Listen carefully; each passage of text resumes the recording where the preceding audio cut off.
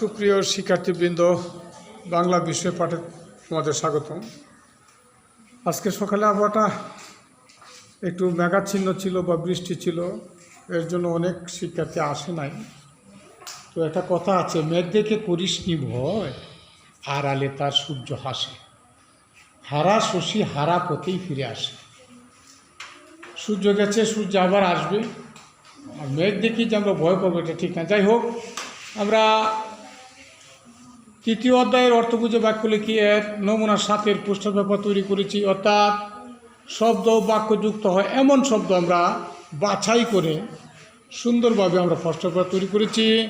বেশ কয়েকজন শিক্ষার্থী তাকে উপস্থাপনা শেষ করেছে। আজকে শিক্ষার্থী কম, তো একটা কথাই বারবার বলতেছি যে মেঘ দেখে করিস নি ভয়, আড়ালে তার সূর্য হাসে। আমি তো চলে যাচ্ছি অগ্নিবীণার কাছে। অগ্নিবীণা একজন শিক্ষার্থী তার পরিচয় দিয়ে তার উপস্থাপনা শুরু করবে। আসসালামু আলাইকুম এবং আদাব। আমার নাম ফারজানা আক্তার। আমি 6ম শ্রেণীতে পড়ি। রোল নং 56।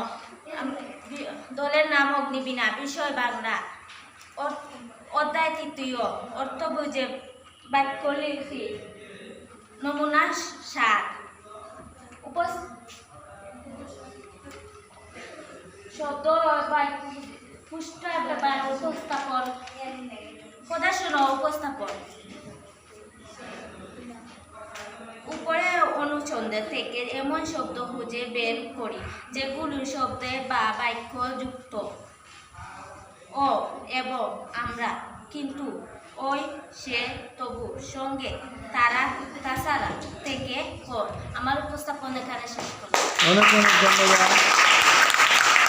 তার পুস্তকটা আসলে খুব সুন্দর হয়েছে, প্রশ্ন পেপার খুব সুন্দর করতে পারে। অনেক অনেক ভালো।